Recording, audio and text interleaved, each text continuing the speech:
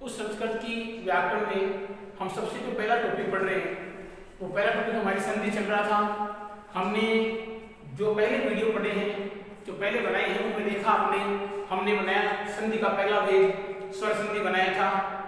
स्वर संधि में जितने भेद थे, उन भेदों के अनुसार उनके नाम भी थे, संधियों के नाम थे। जो दूसरी संधि थी व्यंजन, हमने कुछ भेद व्यंजन संधि के भी पढ़े हैं।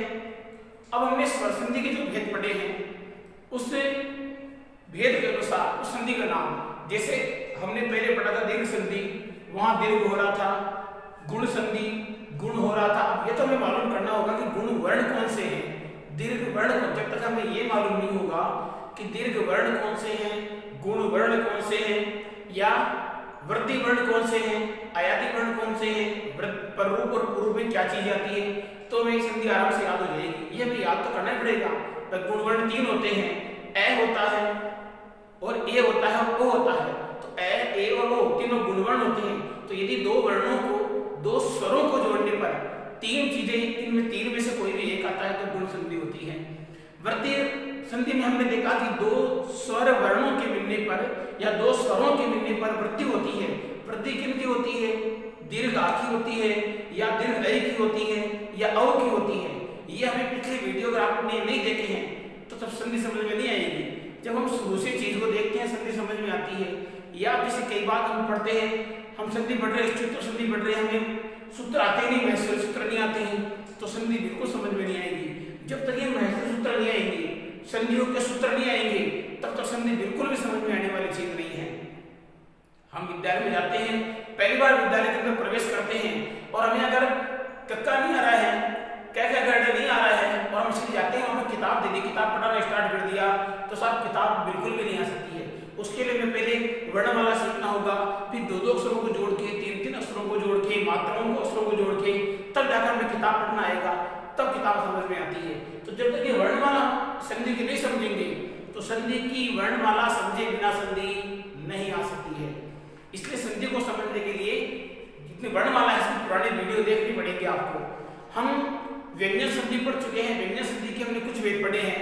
व्यंजन संधि का हमने भेद पढ़ा, स्तुत्व व्यंजन संधि पढ़ा, स्तुत्व पढ़ा हमने। इस प्रकार हमने व्यंजन संधि के दोनों भेद पढ़ चुके हैं। अनुस्वार संधि पढ़ा। तो देखिए, इच्छु हो जाना, क्या हो जाना? इच्छु हो जाना। इच्छु में क्या होना? इच्छु में से आता है, कौन सा से आता है? कंठ से आता है, और च वर्ग आता है। अगर ये दोनों बनते हैं, दो वर्णों को मिलने पर अगर इच्छु बन रहा है, और इच्छु में क्या आ रहा था? इच्छु में आना था ये स और ये च, तो ये स बन रहा है, ये च बन रहा है। किसको बन रहा था? हमने सूत्र पढ़ा, इस्तो का बन रहा था, मतलब इस स का ये स बन रहा था, तैवर का चैवर बन रहा था। तो संधि कौन सी हो रही थी? इच्छुत्व संधि। तो इच्छु बन जाना ही, वर्णों के मिलने पर इच्छु बन जाना ही इच्छुत्व संधि थी। या फिर हमने अग्नि संधि पढ़ी, वहां था इन दो वर्णों के स्थान पर अगर ये दो वर्ण आते हैं, मतलब इस्तो के स्थान पर इष्टो आ रहा है, स की जगह ये स बन रहा है, दंती क बन रहा है, और लृतुलसानाम ये हो गया लृतुलसानाम मूर्धा। ये कौन सा? मूर्धन्य से। ये स कौन सा है? मूर्धन्य। ये कौन सा है?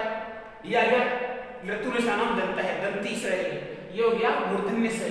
तो इस स के स्थान पर ये ख बन रहा है, ट के स्थान पर ट बन रहा है, इसे वैसे ख बोलते हैं, स नहीं बोलते, खटकोण बोलते हैं इसे। तो टैवर के स्थान पर ट, इष्टु, तो इष्टु हो जाना इष्टुत्व संधि थी। दो वर्णों के मिलने पर इष्टु हो जाना इष्टुत्व संधि है। दो वर्णों के मिलने पर अनुस्वार हो जाना अनुस्वार संधि थी। उसी प्रकार आज हम जो संधि पढ़ रहे हैं वो है परसवर्ण व्यंजन संधि। कौन सी संधि हो? परसवर्ण व्यंजन संधि। हम आज जो संधि का रूप पढ़ रहे हैं वो संधि का रूप कौन सा है? परसवर्ण व्यंजन संधि है। तो आज जो हमारा भेद है, उस भेद का नाम लिखते हैं पहले परसवर्ण। देश का नाम भी क्या है? परसवर्ण व्यंजन संधि। संधि का नाम है पर सवर्ण व्यंजन संधि। जैसा कि इसका नाम ही कह देगा, पर का मतलब होता है आगे वाला और सवर्ण का होता है सवर्णी। उनकी जात का, उनकी बिरादरी का, उनके परिवार का वो सवर्णी। वर्ण एक दूसरे का वर्ण अगर मिलता है वो होता है सवर्णी। स का मतलब समान, वर्णी का मतलब वर्ण वाला, समान वर्ण वाला कहलाता है सवर्णी। अब देखिए पर सवर्ण जो व्यंजन संधि है, इस पर सवर्ण व्यंजन संधि का सूत्र क्या है पहले तो सूत्र इसका हो जाएगा अनुस्वार से यही पर सवर्ण है। हमें सूत्र जरूर याद करना है, अनुस्वार से यही पर सवर्ण है। हम इसका सूत्र लिखते हैं, इसका सूत्र लिखते हैं हम अनुस्वार से षष्ठी विभक्ति आगे इसमें यही पर सवर्ण है। अनुस्वार से यही पर सवर्ण है। देखिए आज की संधि थोड़ी लंबी जरूर है, लेकिन हम आराम से पढ़ेंगे और समझ के पढ़ेंगे इस संधि को। देखिए इसमें क्या लिखा हुआ है, सूत्र में लिखा हुआ है अनुस्वार से यही पर सवर्ण है। अनुस्वार से यही पर सवर्ण है, ये संधि में लिखा हुआ है। तो अनुस्वार से यही पर सवर्ण हम पढ़ते हैं पहले अकय सवर्ण दीर्घ है, वृद्धि रचित पढ़ते आए हैं, एचो अयवा पढ़ते आ चुके हैं। इस प्रकार में सूत्र पढ़े हैं, इष्टो इष्टुना इष्टु पढ़ा है, इष्टो इष्टो इष्टुना इष्टु पढ़ा है और मौन स्वर पढ़ा है। इसी प्रकार इस संधि का सूत्र है अनुस्वार से यही पर सवर्ण है। अब देखिए सूत्र में तीन चीजें दी हुई है। अनुस्वार से में कौन सी विभक्ति दी हुई है, षष्ठी विभक्ति। यही में कौन सी दी हुई है, सप्तमी विभक्ति। और पर सवर्ण में कौन सी दी हुई है, प्रथमा विभक्ति। पर सवर्ण में कौन सी विभक्ति दी है, प्रथमा विभक्ति। अब सूत्र में जहां पर षष्ठी विभक्ति आती है, सूत्र में जहां पर कौन सी विभक्ति आती है, षष्ठी विभक्ति आती है, वो होता है स्थानीय पद। वो कौन सा पद होता है, स्थानीय पद। और सूत्र में जहां पर सप्तमी आती है, सूत्र में जहां पर कौन सी विभक्ति आती है, सप्तमी विभक्ति आती है। तो सूत्र में जहां पर सप्तमी आती है वो होता है पर पद। आने पर हम पढ़ते आ चुके पहले अकय सवर्ण दीर्घ है, और वहां से बार बार बता रहे हैं कि जहां सप्तमी आएगी वो पद बाद में आएगा, जहां षष्ठी आएगी वो पद स्थानीय होगा, और जहां प्रथमा आएगी वो स्थानीय के स्थान पर आदेश होगा। समझ रहे हैं बात। जैसे इष्टो है, इष्टुना इष्टु है, तो इष्टु में प्रथमा विभक्ति है तो इष्टु है आदेश हो रहा है।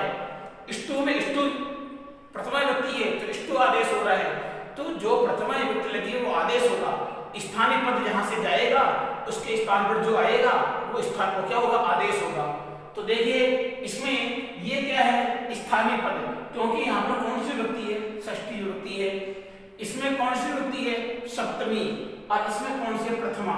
तो इनको सबसे पहले ये सब। दूसरी बात एक और, ये जो अनुस्वार है ये अनुस्वार कौन सा है, अपदांत अनुस्वार है। ये विषय ध्यान रखना है, क्योंकि अभी और मैं नीचे आएगा, हमने पढ़ा था कौन सी मौनुस्वार संधि पढ़ी थी, वहां जो मैं आ रहा था नीचे वो कौन सा आ रहा था, पदांत का आ रहा था। ये अनुस्वार से संधि है और अनुस्वार कौन सा आएगा, अपदांत आएगा। कौन सा अनुस्वार आएगा, अपदांत। वो पूरा पद नहीं होना चाहिए, वो होगा अपदांत। अब इसका जो हम देखते हैं ये अनुस्वार से षष्ठी विभक्ति है, तो हम इसको सारणी के द्वारा समझते हैं। ये विद्या अनुस्वार, इसे अनुस्वार बोलते हैं। जो ऊपर आपको दिख रहा है वो अनुस्वार का चिन्ह है। अब अनुस्वार यहाँ कौन सा होना चाहिए, यहाँ लिख देते हैं अनुस्वार कौन सा होगा, अपदांत अनुस्वार होगा। ये षष्ठी विभक्ति आ गई।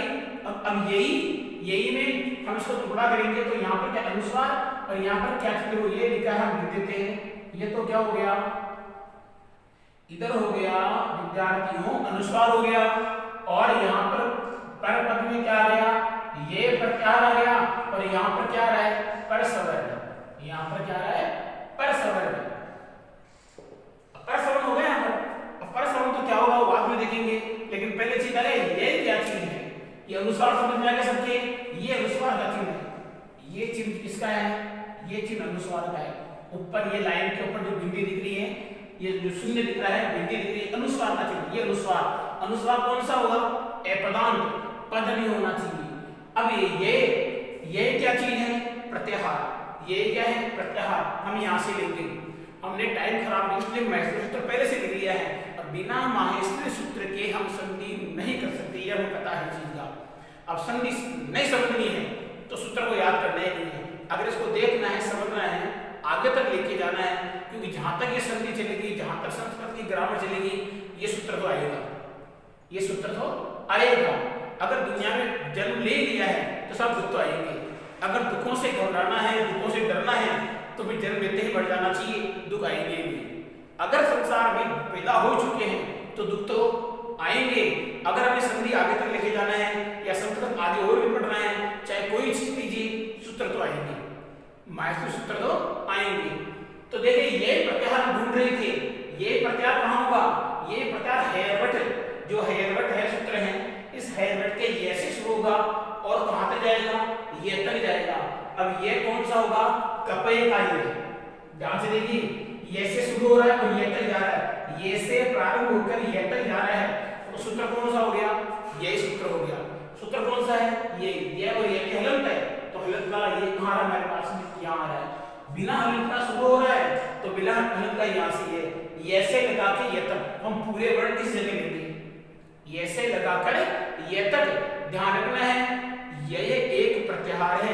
हम अकय सवर्णे दीर्घ में पढ़ रहे थे, अक एक प्रत्याहार है, अक एक प्रत्याहार है। आद गुण के अंदर पढ़ रहे थे, वृद्धि रचि पढ़ रहे थे, एच वहां प्रत्याहार था।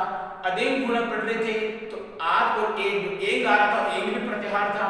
तो बिना प्रत्याहार की संधि नहीं होती है। तो ये क्या है? प्रत्याहार है। ये क्या है? प्रत्याहार है। ये प्रत्याहार कहां से लेंगे? ये से लेंगे, ये सब शब्द आएंगे, ये वाले आएंगे और यहां तक आएगा। नंबर 5 का जो सूत्र है हेयरबट, इसके ये से शुरू होगा और कपे के ये तक आएगा। जो कोमा वाले आपको जो दिख रहा है, जहां पर लगाएंगे हलंत लगाएंगे, हलंत वाले पद हम नहीं देते हैं। ये सूत्रों की पहचान नहीं थी। तो देखो कौन कौन से आएंगे, यहाँ लेंगे इनको। हमने लिया हेयरबट के ये से ले लिया, इस ये से ले रहे, ध्यान रखना, ये से ले लिया, ये आ गया, वह आ गया, रे आ गया। तो है ये वह, तय में लेना नहीं, ले लेना नहीं, हमने ले भी ले लिया। ले के बाद इसमें मैं को नहीं लेना है। ये 5 शब्द कौन से आ गए? अनुनासिक शब्द आ गए। कौन कौन से आ गए? ये आ गया, मैं आ गया, और कौन सा आ गया? ड़े आ गया, ड़े के बाद में ण आ गया, ण के बाद में न आ गया। ये 5 शब्द इसमें और आ गए। अब लो जबे, जबे में क्यों आ गया? जबे में ज आ गया और भ आ गया। फिर कौन सा आ गया? घट में घट, 3 शब्द आ गए। भे आ गया, वैसे ढक्कन आ गया, वैसे धनुष भी आ चुका। जब घट में कौन आ गए? जय, ब, ग, ड़ और द। स में लेना नहीं। खप छटत है, छटत में कौन आ गया? क, फ, छ, ठ, थ, च, त, तक आ गया, ठ नहीं आए, तक आ गया, व नहीं आएगा। और कपय में कहां तक आ गया? क और प। ये हलंत है, नहीं आएगा। ये प्रत्याहार हो गए। देखो इनको आराम से समझेंगे, हम आराम से समझ जाएंगे। ये प्रत्याहार ये आगे के सूत्रों में भी आएगा भी और आगे की संधि में भी आएगा। ये प्रत्याहार क्या है? देखिए ये प्रत्याहार हमने पढ़ा, हम इसको और सरल बनाएंगे। सरल कैसे बनाएंगे? तो देखिए पहला वर्ण कौन सा होता है? वर्णमाला का। वर्णमाला का पहला वर्ण होता है कै वर्ग। तो देखिए आप कै वर्ग इसमें देखना भी ध्यान से। देखिए कै वर्ग हम अगर लेंगे तो देखो ये क्या आ गया? कै। ध्यान से देखना भी ये क्या आ गया? हम एक को काटेंगे, ये कौन हो गया? कै। ये कौन आ गया? खे। ये कौन आ गया? गे। और गे के बाद कौन आ गया? घे। कौन आ गया? ये हो गया जब ये घे हो गया। घे के बाद में कौन हो गया?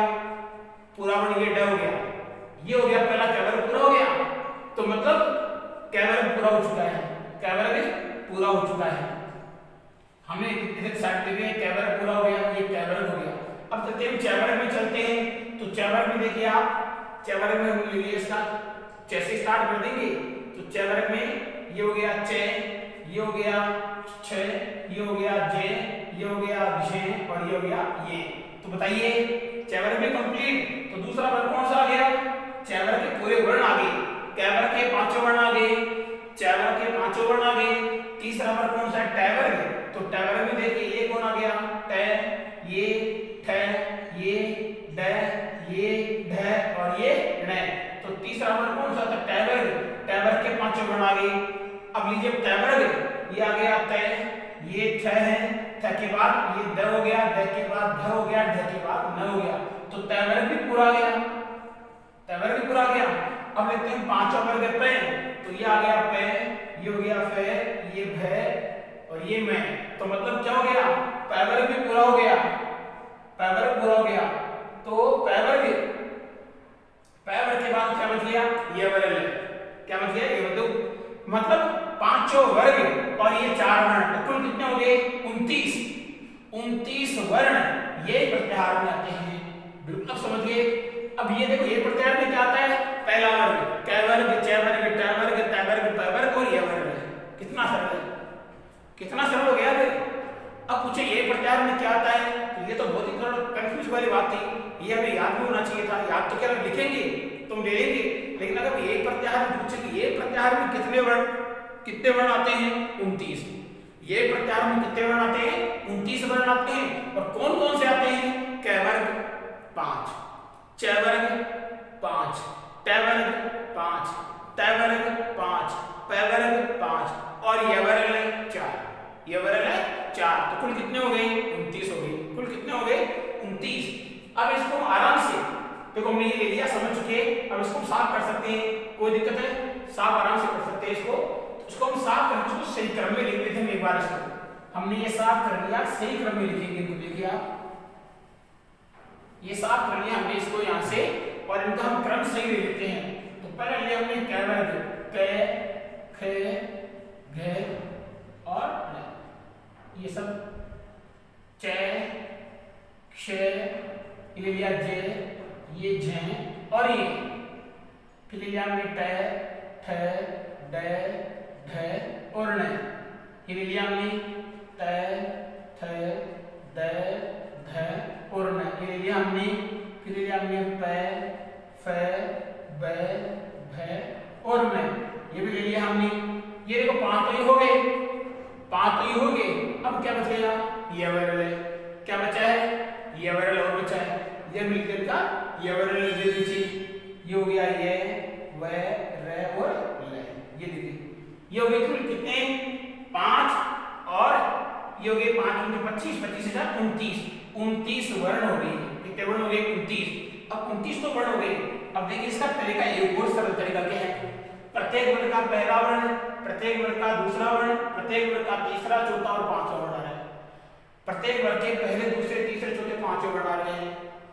मतलब क छ ट प आ रहा है, ख छ ठ ठ आ रहा है, ग ज ड ध ब आ रहा है, घ झ ढ ध और भ आ रहा है, ड़ य म न म आ रहा है। मतलब क वर्ग च वर्ग ट वर्ग त वर्ग प वर्ग और ये वर्ग जो ये में 4 चीजें हैं 29 वर्ण किसमें आएंगे, ये प्रत्याहार में आएंगे। इतना आराम से समझ चुके हैं। ये हो गए इनके वर्ण। ये कौन है, अपदान अनुस्वार है। ये कौन है, अपदान अनुस्वार। अनुस्वार हम जानेंगे अनुस्वार क्या होता है, किसी शब्द के ऊपर जो बिंदी होती है उसे अनुस्वार होता है। नीचे अगर मैं लिखा है वो अनुस्वार नहीं होता है, ऊपर जो बिंदी है वो अनुस्वार होगा। वो क्या होगा, अनुस्वार। और वो भी कैसा होगा, अपदांत। कौन सा अनुस्वार होगा, अपदांत अनुस्वार होगा। अब अनुस्वार का उच्चारण स्थान कौन सा है, नासिका। अनुस्वार का उच्चारण स्थान कौन सा है, नासिका है। तो नासिका जो अनुस्वार का उच्चारण स्थान है वो परस वर्ण में आएंगे। क्या आएंगे, परस वर्ण।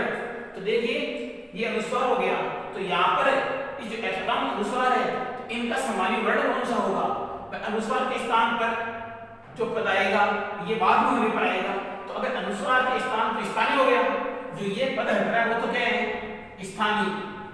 ठीक है। और यहाँ जो पद आएगा इसको गायब होने के बाद, अनुस्वार को गायब होने के बाद ये अनुस्वार गायब हो जाएगा, इसकी जगह जो चीज आएगा वो क्या होगा, परसवर्ण होगा।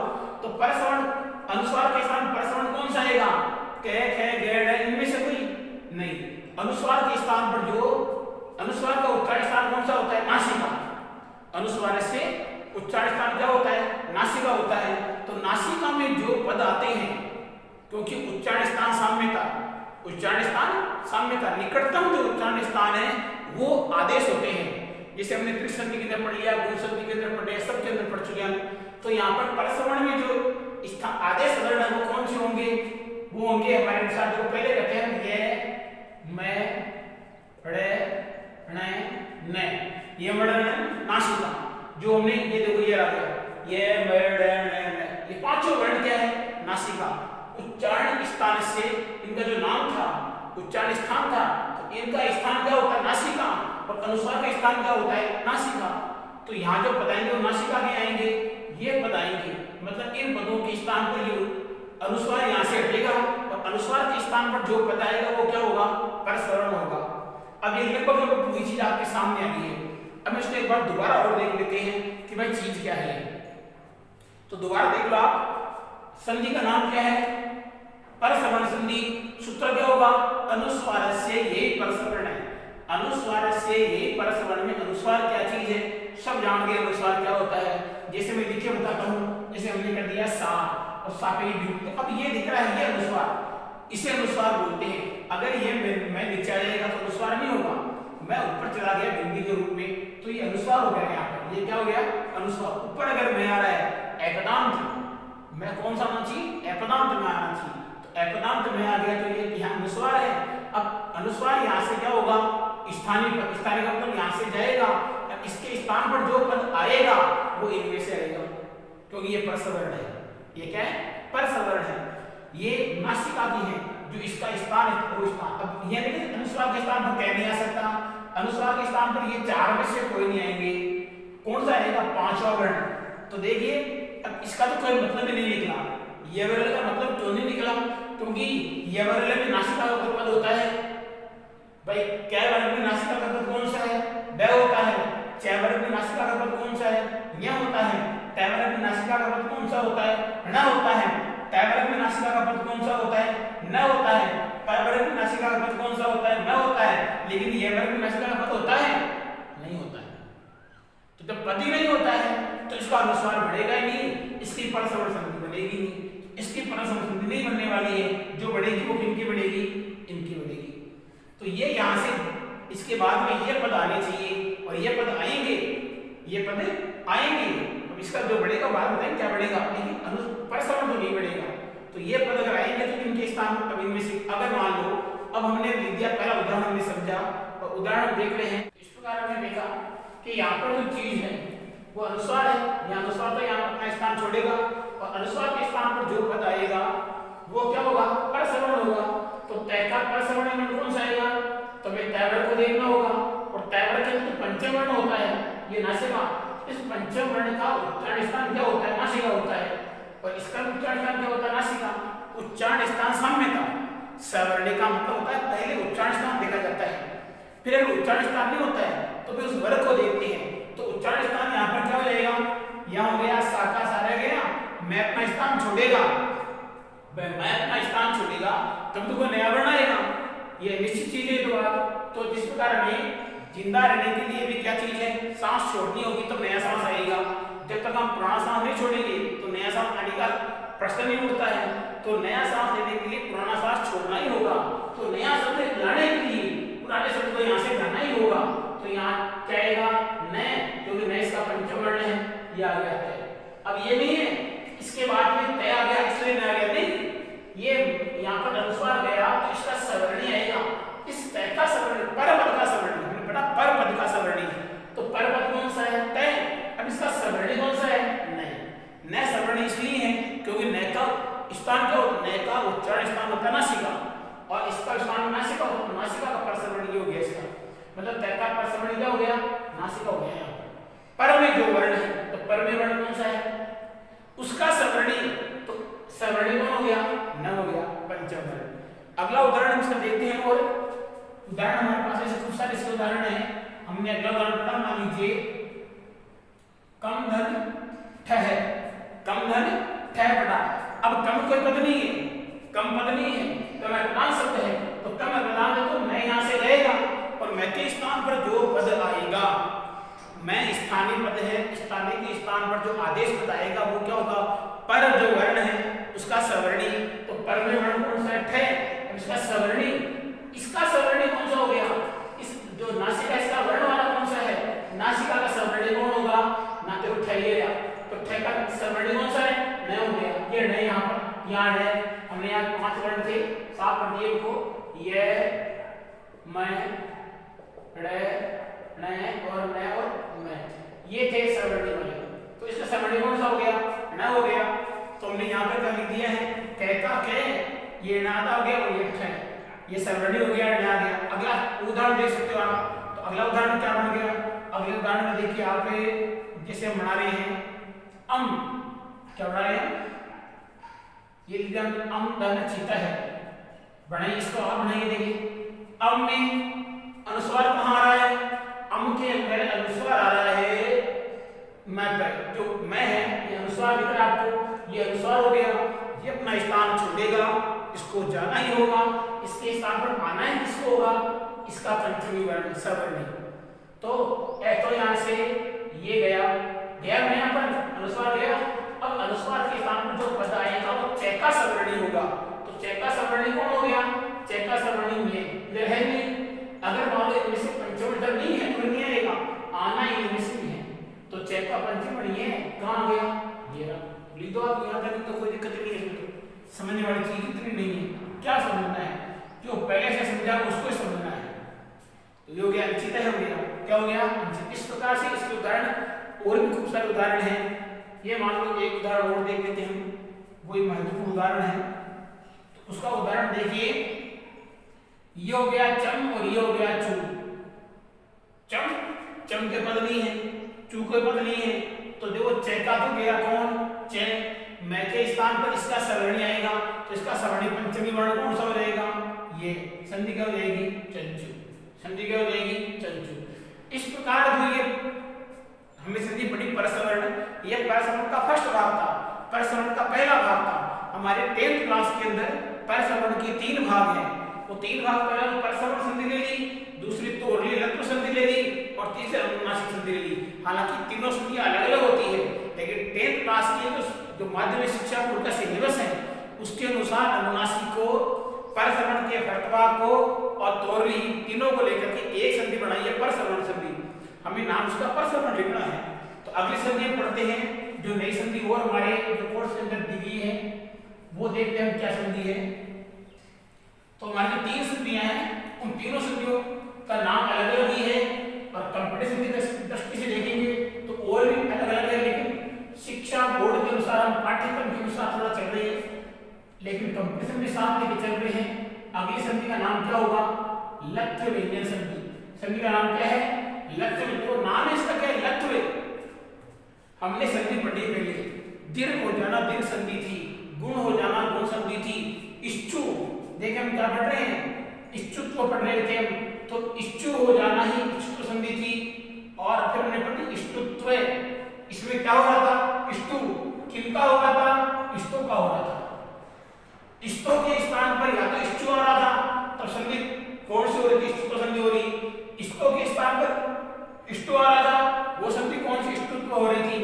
तो इष्टुत्व में क्या हो रहा था, इष्टु, इष्टुत्व में क्या हो रहा था, देखो क्या लगा हुआ है, ये क्या है, त्वय, तो त्वय लगा हुआ संधि कौन सी, इष्टु, ये क्या लगा हुआ है, त्वय, तो त्वय लगा हुआ संधि कौन सी, इष्टु। अब ये इधर भी ध्यान से देखिए, इसमें ये क्या लगा हुआ है, त्वय, तो त्वय से क्या बन रहा है, इष्टु में त्वय से क्या बन रहा, इष्टु, यहाँ क्या बन रहा, इष्टु, यहाँ क्या बन रहा है, संधि कौन सी होगी, इष्टु बन जाना इच्छुत्व संधि, इष्टु बन जाना इष्टुत्व संधि, लत्व में ल बन जाना लत्व संधि, ल बन जाना लत्व संधि। या इष्टु में तो स भी आ रहा, टैवर भी आ रहा था, इष्टु में खटकोण का ख भी आ रहा था और टैवर भी आ रहा था, इतना बन रहा था, इसमें कुछ नहीं बनना है, ल बनेगा। बहुत ही प्यारी संधि है, छोटी सी संधि है, बहुत ही दुलारी संधियों में सबसे जो संधि अच्छी संधि है वो लत्व संधि आ गई यहाँ पर।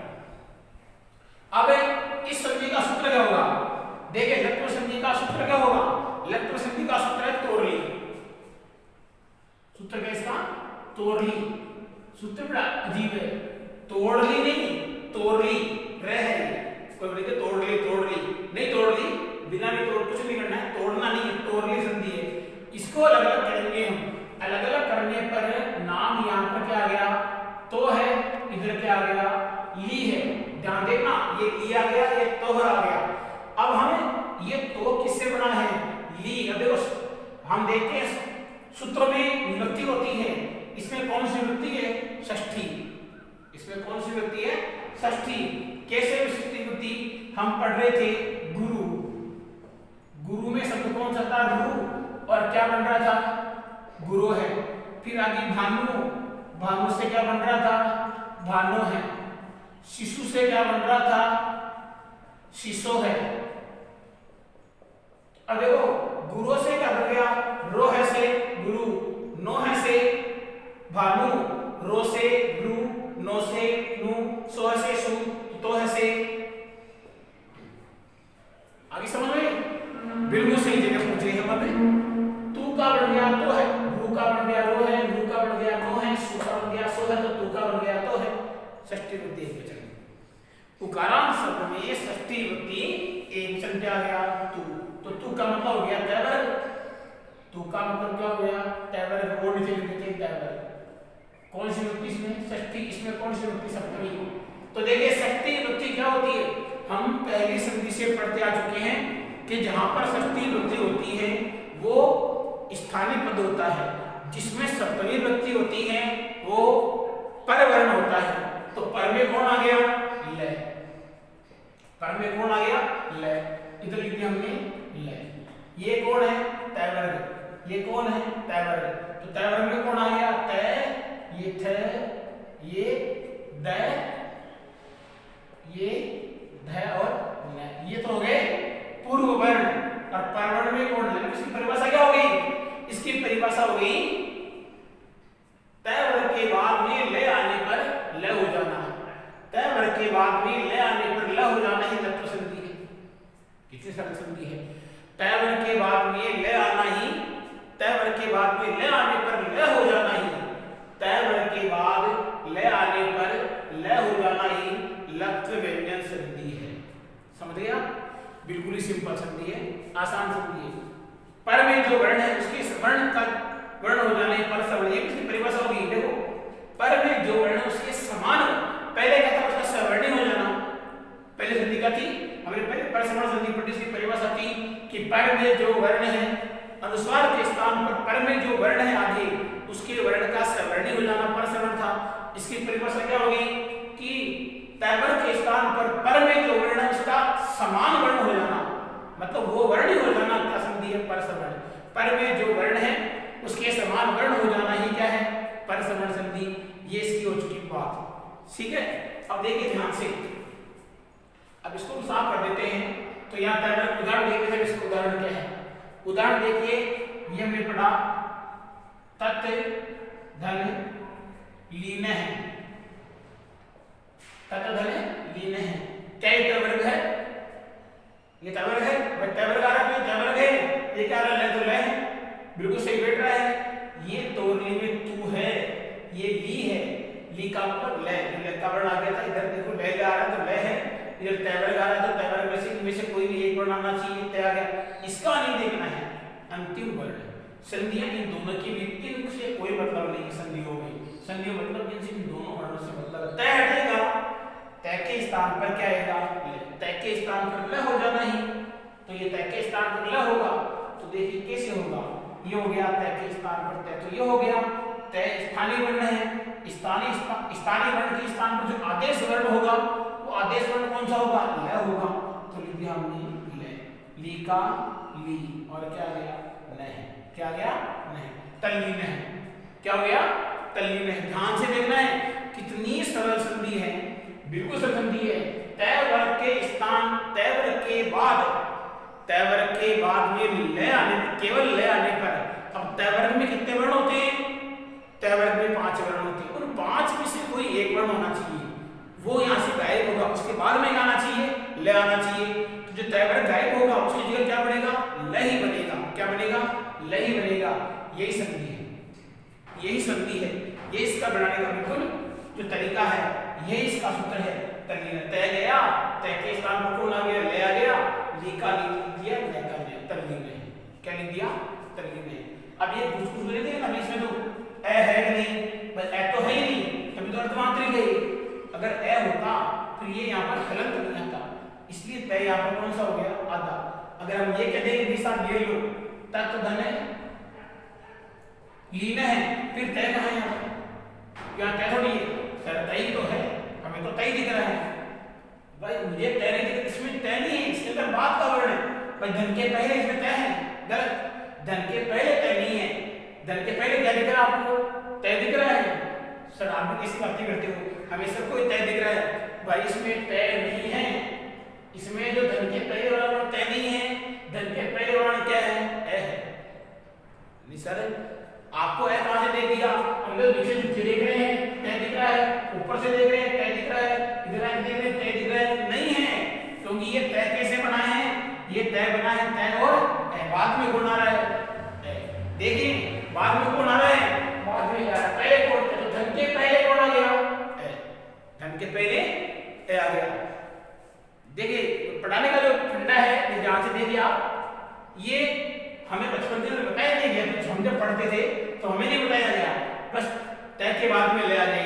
अब ये नहीं तय, हम इसको तय समझा, हमने भी तय समझा, तो तय के बाद में ले आ जाए, तय वर्ग के बाद में, तो उसमें तय तो है ही नहीं, जब तय है ही नहीं है तो तय वर्ग के बाद कैसे आ गया, यहाँ तय वर्ग के बाद ले, क्योंकि यहाँ पर अंतिम वर्ण कौन सा है, तय।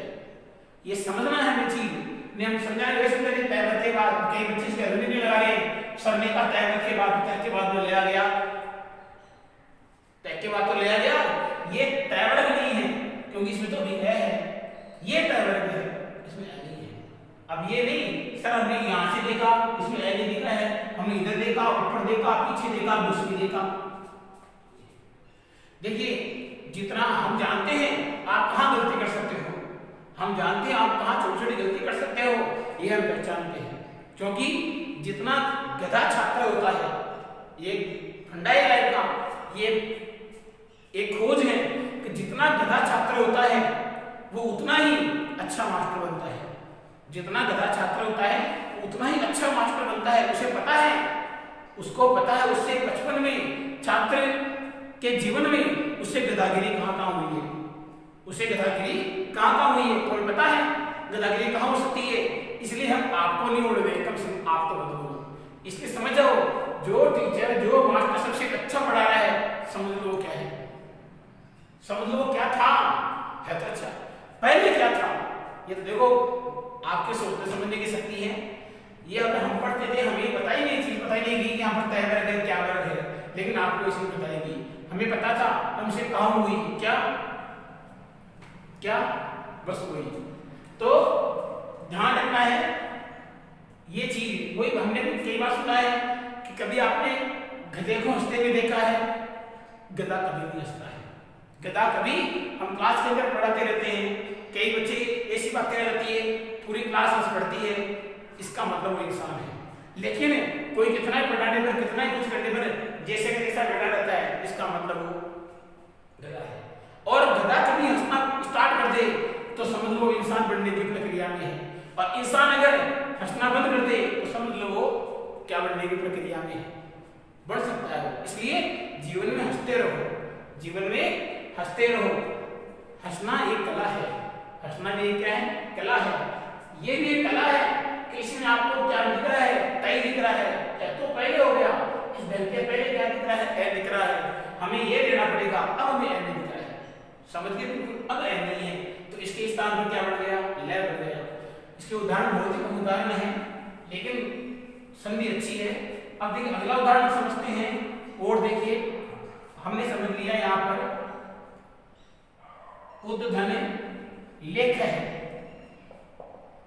यहाँ पर तैवर का वर्ण आ जाता है, अब क्या इसमें ए है, ए नहीं दई है, इसमें ये तैवर का वर्ण है, तो तैवर के स्थान पर देखो हमने पढ़ा तैवर के स्थान पर जब कुछ भी हो, यहाँ से तय भी आ सकता है, इसका ये भी आ सकता है, इनमें से कोई भी आना चाहिए तैवर्गी, तो ये तैवर्गी है नहीं, दैसे दवा तैवर्गी है, ये रहा तैवर्गी, अब ये यहाँ से जाएगा, ये स्थानीय वर्ण है, स्थान छोड़ेगा, इसके स्थान पर जो आएगा वो आदेश वर्ण होगा, और क्या आएगा, ले, क्या आएगा, ले, ये लेख का लेख है, ये लो जी संधि कंप्लीट, लेख है, बिल्कुल सही है।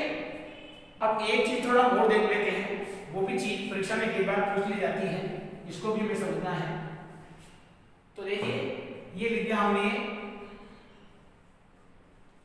महान धन लाभ है, महान धन लाभ है, महान में मैं, हा का हा, जो कुछ मतलब है मैं, अब मैं में तो नहीं है, नहीं मैं में नहीं है, क्योंकि यहाँ पर अर्धमात्रिक है, न कौन सा वर्ण है, पंचम अनुनासिक वर्ण है, तो अनुनासिक वर्ण जाएगा तो यहाँ पर डबल सी रहेगी। ये संधि मैंने पहले बता दिया आपको, ताकि बाद में आप नहीं कर सकते ये कहाँ से हो गया। अब न के स्थान पर ल तो आएगा, जो निश्चित है न के स्थान पर तो ल तो आएगा, लेकिन अनुनासिक पद भी है, ये अनुनासिक को साथ लेके आएगा। तो साथ लेके आएगा तो ये देखो न के स्थान पर क्या आ गया, ले, आधा आया ले, आधा ले आ गया, और साथ में कौन लेके आए, अनुनासिक भी लेके आया है 2। ये पंचवर्ण होने के कारण ही आए हैं। अगर यहाँ पर तय थे लेकिन 4 में से कोई होता तो अनुनासिक नहीं आता, तो अनुनासिक आएगा यहाँ, लेकिन क्योंकि इसमें 2 गुण है, ये तैवर्ग का वर्ण है, ये तैवर्ग का दूसरा, ये तैवर्ग का तीसरा, ये तैवर्गी है, लेकिन इसके स्थान 2 है, इसके उच्चारण स्थान 2, इसके इन सब के उच्चारण स्थान एक ही है। कौन सा है, लट्ठुलसानाम दंता है। तो क्या लट्ठुलसानाम दंता में ये नहीं आता है, आता है, तो क्या ये वर्णनाम नासिका में ये नहीं आता है, आता है, तो नासिका का नासिका के साथ लेके आएगा, ये दोनों पदों की 2 चीजें लेके आएगा, एक पद की नासिका की ये ले आया और दंत की ये चीज ले आया, तो यहाँ पर आगे क्या आ गया, लाभ है। अब लिखेंगे कैसे इसको, जब लिखेंगे तो ये वर्ण यहाँ रह जाएगा, ये वर्ण यहाँ संधि को ले, इसकी महान लाभ है, क्या होगा, महान लाभ है, ये अपना पद यही छोड़ के जाएगा, महान लाभ है। इसका एक उदाहरण क्या हो गया, इसका उदाहरण क्या, विद्वान धन लिखति, विद्वान धन लिखति, वही चीज, वी का क्या गया वी, द्वा का क्या हो गया द्वा, न का यहाँ पर क्या होगा अनुनासिक, ले आधा मिलेगा इसका, वी आधा लिखति, विद्वान लिखति। कोई समस्या, कोई दिक्कत, बिल्कुल ही सरल संधि है, बिल्कुल ही आसान संधि है, बिल्कुल ही अच्छी संधि है। इसलिए ये प्रश्रवण के 2 भाग हो गए, हमने 2 भाग पढ़ लिए। अब आज जो हमने भाग पढ़े वो प्रश्रवण का पहला भाग पढ़ लिया, अनुस्वार से यही प्रश्रवण है, सूत्र ध्यान रखना। दूसरा हमने भाग पढ़ा लक्ष्य, जिसने सूत्र था तोड़ली, तो है काली, तो के स्थान पर था तैवर्ग के स्थान पर ल हो गया, पूरी तोड़ली संधि थी, लक्ष्य संधि थी, प्रश्रवण संधि थी, प्रश्रवण का दूसरा भाग है, हमें इसका नाम प्रश्रवण लिखना है। तो इस संधि समझा देगी, इसको आपको कम से कम 1 से 2 बार इस वीडियो को देखना है, और जो भी आपकी राय हो, अच्छी बुरी जो भी, जो जैसा आदमी होता है उसकी राय कैसी होती है, क्योंकि जो अच्छे आदमी को हर चीज अच्छी दिखती है, और एक खराब आदमी को कोई भी अच्छी दिखो उसको उसमें कुछ ना कुछ तो खराबी मिलेगी। अब संधि समझाएगा।